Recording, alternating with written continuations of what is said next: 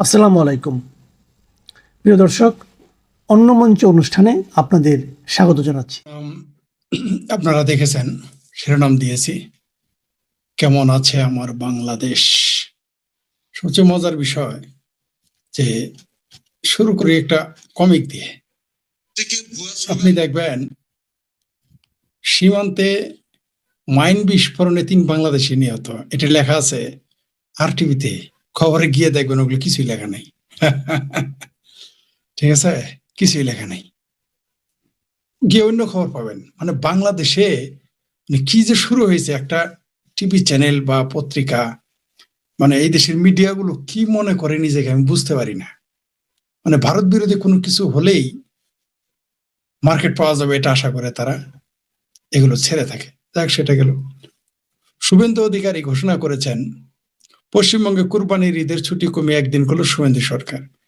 বাংলাদেশে অনেকে চিকরি শুরু করে দিয়েছে।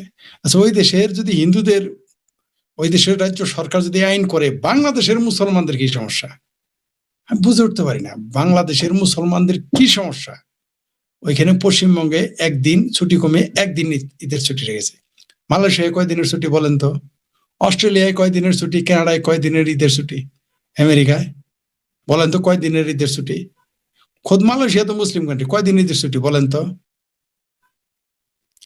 ভারতে ঈদের ছুটি একদিন রাখছে, এটাই তো কপাল। চীনে ঈদের ছুটি কয়দিন? এগুলো নিয়ে কথা বলুন। এই দেশের বিশেষজ্ঞ, বুদ্ধিজীবী, সাংবাদিক, তারপরে ইসলাম প্রেমী, এদের জজবা নেতি উঠেছে। জজবা, এদের জজবা এমন নেতি উঠেছে, এমন নেতি উঠেছে যে মহাভারত অশুদ্ধ হয়ে গেছে, মনে হচ্ছে আসমান থেকে ঠাটা পড়ে গেছে। এগুলো নিয়ে আলোচনা হচ্ছে। কিন্তু শুভেন্দু দা আজকে একটা কথা বলেছে যে অনেকেই দেখলাম, এইবার 2-1 বাংলাদেশি দেখলাম তাকে নিয়ে খুব গর্ব করছে, ভালো কাজ করছে। তিনি বলেছেন দর্শকদের তিনি সকালে নেবেন, বিকেলে খরচের খাতায় দেবেন, কোনো কোর্ট মোটে তিনি নেবেন না। এটা শুভেন্দু অধিকারী বলেছেন। বাংলাদেশে এটা একটু বলে দেখেন না দেখি। শুভেন্দু দা খুব খারাপ সিদ্ধান্ত নেই। এবার একটু আমি এটার সাথে একমত না, আমি চাই কোর্টেই হোক। কিন্তু শুভেন্দু দা যে কথা বলেছেন, বাংলাদেশের বা পাকিস্তানের কোন নেতাকে এটা বলতে বলেন তো দেখি, মুরুদে কোলায় কিনা, যে ধর্ষকদের সকালে নেওয়া হবে, বিকালে খরচের কথায় খাতায়। এটা বলার সাহস পান। এটা বললেই দেখবেন যে মৌলবীর আগে চিৎকার করবে, কারণ সবচেয়ে বেশি মারা যাবে মৌলবীরে। তাই এই কথার পক্ষ নিবে না। এমনকি চাপা মারতেছে না, সরিয়া আইন চায়। আচ্ছা, ধরে নেন আমরা মাদ্রাসায় সরিয়া আইন চালাইলাম, মাদ্রাসা থেকে আগে শুরু হোক। সরিয়া আইন মাদ্রাসা চালালে মৌলবীরে তো একটা বাঁচবে না। সব মৌলবী যেটি আছে মাদ্রাসা সবগুলোর আগে পাথর মেরে মেরে ফেলতে হবে। আর সরিয়া আইনে তো ধর্ষণের শাস্তিই নাই, কারণ ওইখানে আপনি ব্যভিচারের শাস্তি বলে, ধর্ষণের নাই, ওগুলো ভণ্ডামি। যাই হোক, সেটা অন্য বিষয়।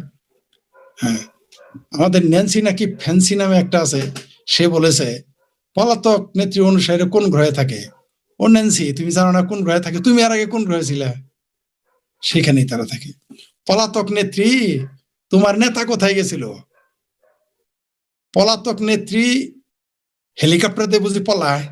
হ্যাঁ, হেলিকপ্টার দিয়ে গার্ড অফ অনার দিয়ে রেখে আসে, আবার 17 জন ফিরে আসে, এটা বুঝি পলাতক বলে? আর তোমার নেতা তারেক রহমান যে মুসলেখা দিয়া 17 বছর ছিল বাইরে, এটা কি?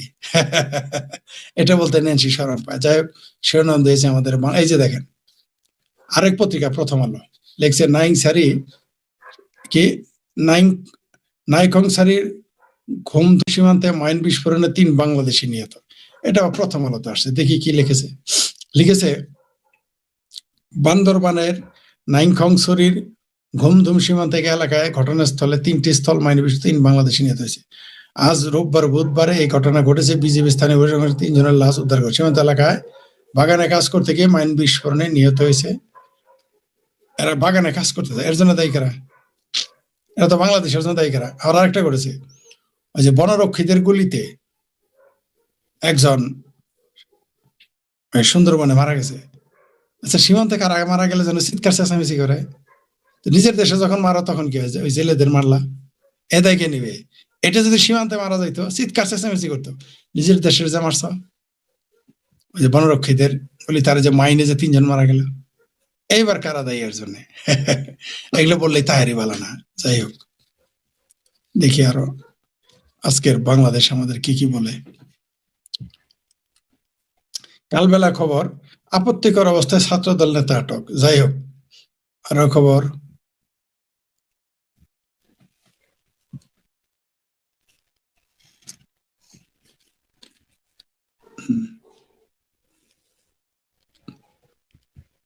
দেখি আর একটু।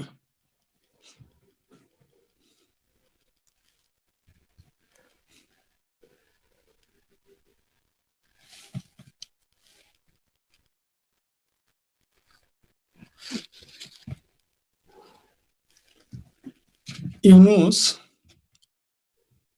চীনের খনির শ্রমিক মারা গেছে, এর জন্য তার প্রাণ কেঁদে চৌচির হয়ে গেছে। এই যে আদম ব্যাপার ইউনুসের বুক ফাটে যেতেছে, ঠিক আছে, বুক ফাইটে চৌচির হয়ে গেছে। কিন্তু বাংলাদেশের শিশুরা যে মারা গেল, কারো মতে সরকারি ভাষাতে 500-600 হয়ে গেছে সরকারি ভাষ্য মতে, কিন্তু হাজার হাজার শিশু মারা গেল হামের টিকার অভাবে, টিকা না দেওয়ার। এই আদম ব্যাপারী ইউনুসের কোন বক্তব্য শুনেছেন? হ্যাঁ, এই ইউনুসের চীনের খনির শ্রমিকদের জন্য তার হৃদয় কাঁদলেও তার এই দেশের শিশুদের জন্য তার মন কাঁদে না। এই হলো বিশ্ব মানবতাবাদী ডক্টর ইউনুস, এই বাটপার। তারপর দেখি আরো কি।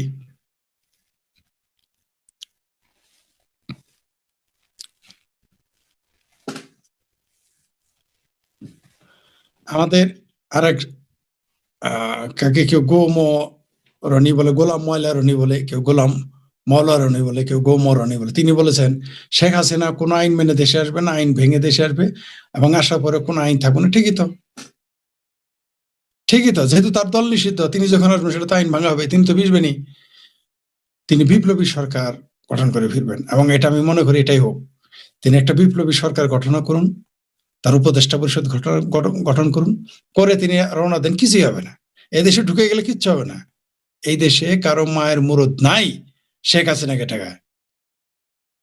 কারণ আমি বারবার বলে আসছি, পৃথিবীতে 2জন মানুষ বলতে পারে যে এই দেশটা আমার, আমার সবাই বলতে পারে, যে আমিও বলতে পারি বাংলাদেশ আমার, কিন্তু আমি কিন্তু বলতে পারবো না বাংলাদেশ আমার বাপের। কিন্তু শেখ হাসিনা, শেখ রেহানার কিন্তু বলার অধিকার আছে। তারা বলতে পারে এই দেশ আমার এবং আমার বাপের, একমাত্র তারা 2 বোন বলতে পারে। তিনি কালকে যদি এই দেশে বিপ্লবী সরকার গঠন করে, মনে করেন 35 জন থেকে 45 জনের একটা বিপ্লবী সরকার গঠন করলো এবং 5 জন বা 7 জনের একটা উপদেষ্টা পরিষদ গঠন করলো, করে তিনি বাংলাদেশে রওনা দিলেন, কিছুই হবে না, কিছুই করতে হবে না। সেনাবাহিনী পালাবে, কারণ কোটি কোটি মানুষ শেখ হাসিনাকে স্বাগত জানাবে। দেখেন, মোহনা টিভি, কিশোরগঞ্জের মসজিদে প্রতিবন্ধী শিশুকে ধর্ষণের অভিযোগে ইমাম আটক। এতে লজ্জা হায়া কিছুই নেই।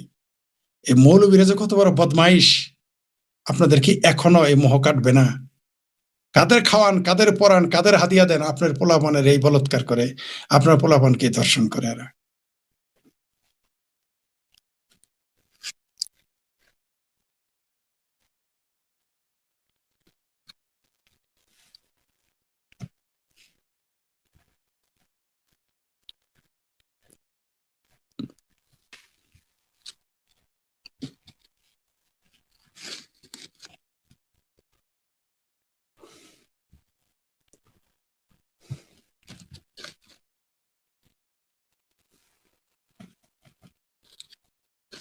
আমি যদি বলতাম যে শান্তি প্রতিষ্ঠায় অসাধারণ প্রচেষ্টার জন্য মহামান্য প্রেসিডেন্ট ডোনাল্ড ট্রাম্পকে অভিনন্দন, তাইলে বাংলাদেশের সিংহমামের আগে আমার সিরে ফেরে খেয়ে ফেলতে চাইবে, তারপরে মৌলবীরা আমার গালাগালি করবে। কিন্তু মজার বিষয় কি জানেন? মজার বিষয় একটু মুছে তা দিয়ে নেই, ঠিক আছে, মুছে তা দিতে হয়, ঠিক আছে। মজার বিষয় হলো যে পাকিস্তানের প্রধানমন্ত্রী শাহবাজ শরীফ এই কথাটা বলেছে যে শান্তি প্রতিষ্ঠায় প্রেসিডেন্ট ট্রাম্পকে অভিনন্দন। এটা আমি বললে কিন্তু মহাভারত অশুদ্ধ হয়ে যেত। আমেরিকায় থাকা সিংহবামের আগে আমার গালাগালি শুরু করতো, তারপরে মৌলবীরা।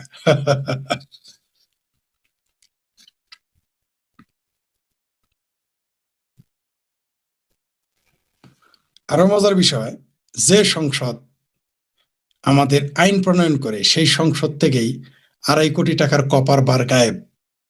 আরে ভাই, কয়দিন পরে তো পুরো সংসদ ভবন গায়েব হয়ে যাবে।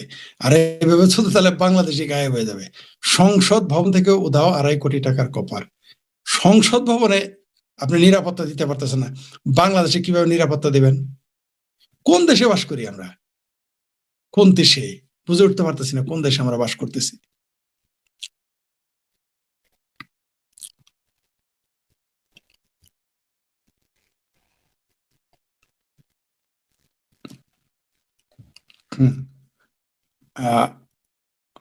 মিয়া মোহাম্মদ হিলাল নামে একজন পোস্ট দিয়েছেন, বিজিবি তুমি কার পক্ষ? প্রশ্নবোধক। ধর্ষকের নাকি ধর্ষিতার? থানচিতে 5 বছরে এক ত্রিপুরা শিশুর সেটেলার কর্তৃক, সেটেলার মানে যারা বাংলাদেশ বাঙালি মুসলমানরা গিয়ে ওই পাহাড়ে যারা বাস করে জোর করে যায় আর কি, সেটা সেটেলার বলে, সেটেলার কর্তৃক ধর্ষণ, সেখানকার পাহাড় যুবকরা ধেয়ে ওঠে। বিজেপি স্পষ্টভাবে বলে দিয়েছে 1 মিনিট সময় দিবে না, গুলি করে মেরে ফেলবে। অর্থাৎ পাহাড়িদের বলেছিলাম না এই দেশের সংখ্যালঘুদের থাকতে দিবে না, আপনারা তো বিশ্বাস করেন না। বিজেপি একটা পাহাড়ি শিশুকে ধর্ষণ করেছে বাঙালি মুসলমানেরা, যাদের সেটেলার বলে, সেটেলার ফেটেলার। কাশ্মীরে যদি হিন্দু বাস করে নিয়ে যায়, যদিও কাশ্মীর হিন্দুদের ছিল, সেইখানে মুসলমানদের সেটেলার হিসেবে নিয়োগ দেয়, হিন্দুদের নিয়োগ দেয় বা রাখে, তখন তো বাংলাদেশ হচ্ছে চেঁচে উঠবে। কিন্তু বাংলাদেশের মুসলমানরা পাহাড় দখল করে সেটেলারে, তখন কোনো সমস্যা না। এখানে একটি মুসলমানদের চরিত্র কোথাও তো পাল্টাইবে না। ওইখানে গিয়ে পাহাড়ি শিশুকে ধর্ষণ করছে 5 বছরে, সেটা প্রতিবাদ করতে গেছে বিজেপি তার দিকে বন্দুক তাক করে বলছে 1 মিনিটের মধ্যে চলে যেতে হবে। এরাই আবার বলে সীমান্তে গরু চোর মারা লাগে, এই হচ্ছে এরাই আবার গাজার শিশুদের জন্য কাজে, কিন্তু নিজের দেশের শিশু বলৎকার হয় সেখানে বন্দুক তাক করে। এই হচ্ছে মুসলমান এবং মুসলমান দেশের বাংলাদেশের আইন শৃঙ্খলা বাহিনীর চরিত্র। পোস্ট দিয়েছেন মিয়া মোহাম্মদ হেলাল।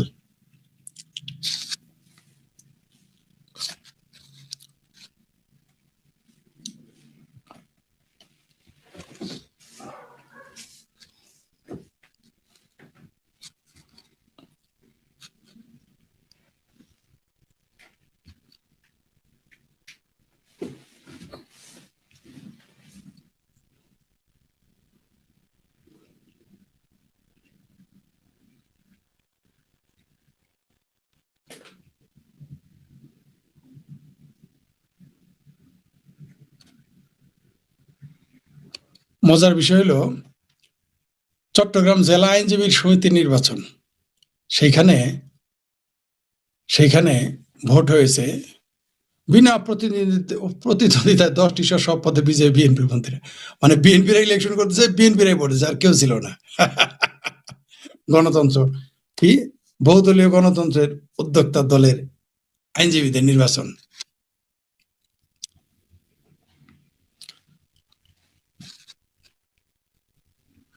মজার বিষয় হইতেছে, স্বরাষ্ট্রমন্ত্রী বলেছেন মধ্যযুগীয় কায়দা, এই যে মুসলেগা সরকার মন্ত্রী স্বরাষ্ট্রমন্ত্রী সালাউদ্দিন সাহেব বলেছেন মধ্যযুগীয় আইন চলবে না, পাথর মেরে মারা চলবে না। জামাতেরা মৌলবীরা বলা শুরু করেছে তিনি কাফের হয়ে গেছে। আরেকজন পাকিস্তানের প্রধানমন্ত্রী বেনজির ভুট্টো বলেছিলেন যে চুরি করার পর হাত কাটার তিনি বিরোধী। পাকিস্তানের মৌলবীরা খেপে গিয়েছিল, ইসলাম বিরোধী। এই যুগে এগুলো চলবে? এই যুগে এগুলোকে মানবে?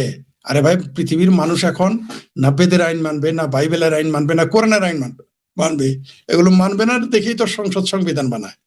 এত লজ্জা পাওয়ার কি আছে?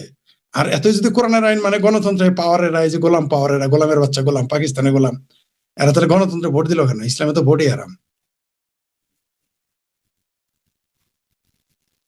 এখানে আসছে কেন এই গোলাম পাওয়ারেরা? কারণ এই দেশের মধ্যযুগীয় কায়দা চলবে না। এই আধুনিক আইন তো মধ্যযুগীয় আইন, ঠিকই তো বলেছে। এত তোমার আধুনিক মনে হয় তুমি পালন করো নিজের ধরনের, তুমি সুদ খাও কেন? ইসলামে তো সুদ হারাম, ব্যাংক বন্ধ করো না কেন? মানে জামাত মানেই মুনাফেক আর বাটপার। এটা অবশ্য যদি আওয়ামী লীগ বলতো তাহলে আরো চেঁচামেচি বেশি হইতো। বিএনপি করছে দেখে একটু, বিএনপি স্বরাষ্ট্রমন্ত্রী বলছে যে একটু চেঁচামেচি কম করতেছে।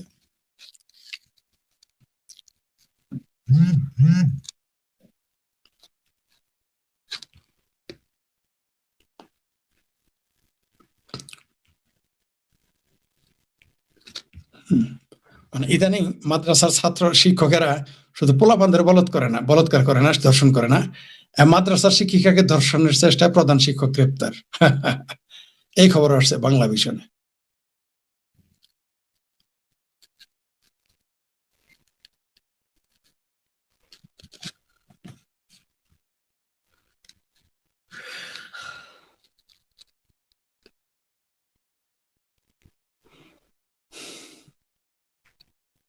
এই যে আবার দেখেন একদিনের নিউজ, চট্টগ্রামে 4 মাদ্রাসা ছাত্রকে বলৎকার, শিক্ষক পলাতক। সময়ের কণ্ঠস্বর।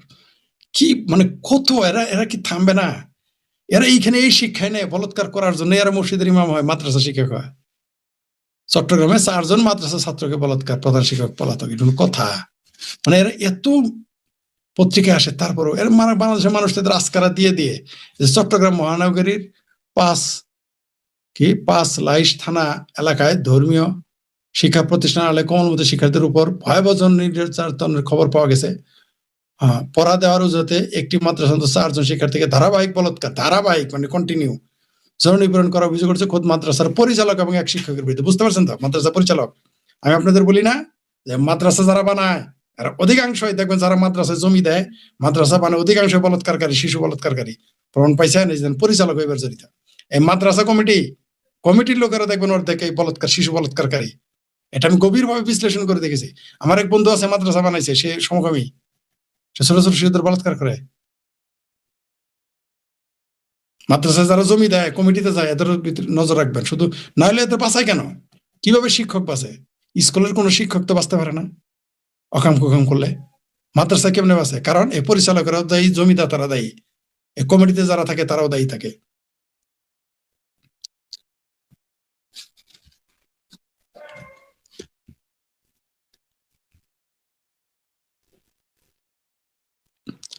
সবচেয়ে বিপজ্জনক খবর হচ্ছে আমার বাংলাদেশ, যেটা দিয়ে এখন শেষ করব।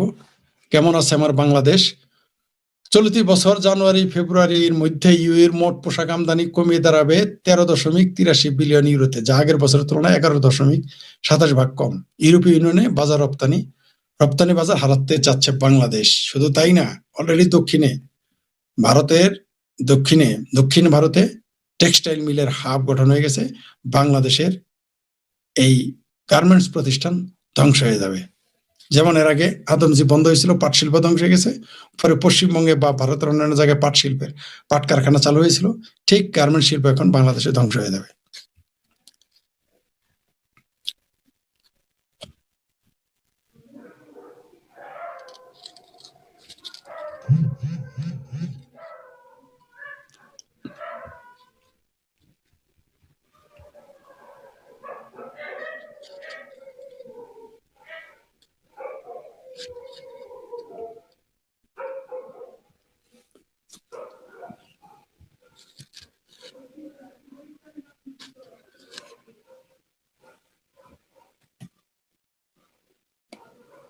সবচেয়ে বিপজ্জনক হলো আমাদের একজন শুভাকাঙ্ক্ষী মোমেন মেহেদী, তার স্ত্রী বলেছিলেন যে এই ধরনের শরিয়া আমাদের দরকার নাই, এই বলৎকারী শরিয়া মুক্ত, মানে মৌলবীদের যত মুক্তিযুদ্ধের কথা পক্ষে বলে, এই জন্য তাদের রাগ আসলে শরিয়া আইনের বিরুদ্ধে বলার কারণে না। তাকে 72 ঘন্টার মধ্যে কল্লা কাটার জন্য ফতোয়া দিয়েছে মোমেন মেহেদীর স্ত্রী, তার বিরুদ্ধে ফতোয়া দিয়েছে যে তাকে মেরে ফেলবে, এবং তাকে বলেছে তার বেঁচে থাকার অধিকার নেই, মাথা উড়িয়ে দিতে হবে। এই ধরনের বক্তব্য তারা দিয়েছে।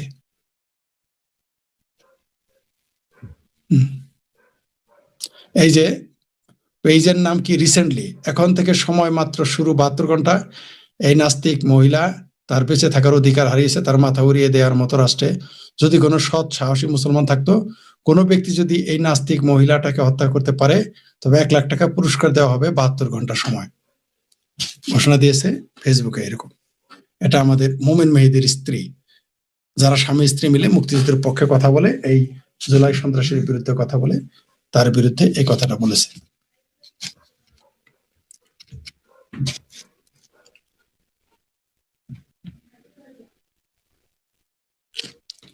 সবচেয়ে মজার বিষয়, আজকে তারেক রহমান একটা ভাষণ দিয়েছেন কাজী নজরুল ইসলামকে নিয়ে। তার ভাষণ কে লিখে দেয় আমরা জানি না। এই যে রিঙ্কু অনিমেক রিঙ্কু অনিমেক লিখেছে, এই ভাষণ কে বা কারা লিখে দেয়, সেই উস্তাদের জাতি দেখতে চায়। তারেক রহমানের যিনি স্ক্রিপ্ট লিখে দিয়েছিলেন, সবচেয়ে হাস্যকর ব্যাপার।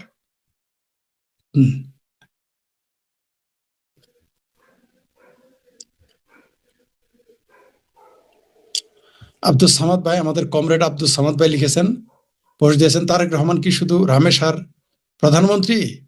রামেশা হত্যাকাণ্ডের দিন বনশ্রী মাদ্রাসা এক শিশুকে বলাৎকার করে হত্যা করা হলো, তার কথা বললেন না কেন?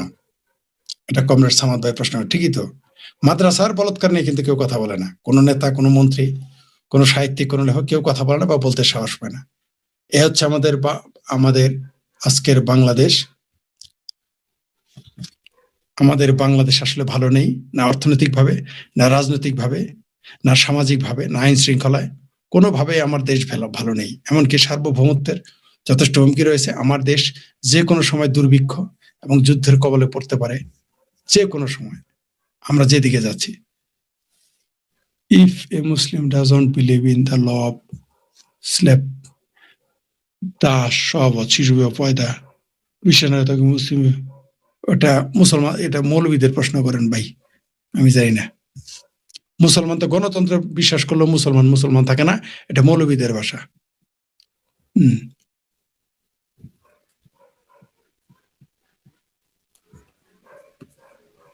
ফরিদ ভাই, ওনার বাড়ি নেত্রকোনা, একবার ঘুমের বাড়ি খায় মেডিকেল যা সুস্থ হয়েছে কে? মিনাজ।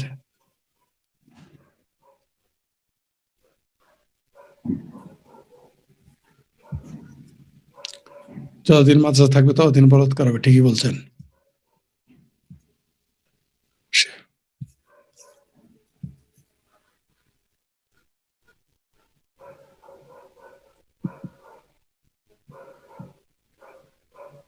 আপনার কথায় ধরুন লজিক, তাই ভিডিও দেখি, ধন্যবাদ।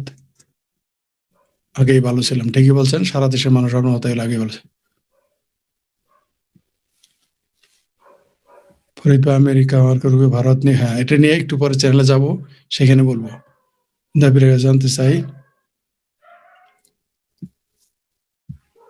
কোনটা ফল তথ্য দিছি, যা বলছে এই সব তো পত্রিকা থেকে পড়ে শুনাইলাম। এর কি করেন, ফাজলামি করেন?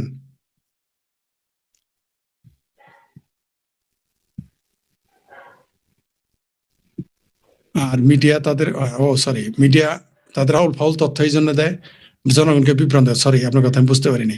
মিডিয়া তথ্য দেয় বিভ্রান্ত করার জন্য জনগণকে। দাদা, আপনার চ্যানেলে প্রতিদিন একই সময়ে লাইভ চেষ্টা করবেন না? এটা পেরে উঠিনি আমি, দুঃখিত, এই জন্য চেষ্টা করব। হ্যাঁ, একজন লিখছেন সবসময়, কর্ণা লিখেছেন, জান্নাতুল ফেরদৌস কর্ণা লিখেছেন, সবসময় দেশের আতঙ্কে থাকছে। জি, পুরা দেশের মানুষ আপনার মতো আতঙ্কে আছে, ঠিকই বলেছেন ভাই। আপনি যুক্ত না? আমি আমার লাইভে কাউকে যুক্ত করি না, আমি সলো প্রোগ্রাম করি। আমি একক প্রোগ্রাম করি, কাউকে আমার প্রোগ্রামে যুক্ত করি না। যখন করব এটা আলাদা চ্যানেল করতেছি, তখন আমরা যুক্ত করবো এখানে। বাংলাদেশে থাকি বলে কমেন্ট করতেন, জি আসলে বিপজ্জনক। বাংলাদেশের থেকে কোনো কমেন্টস করা বিপজ্জনক।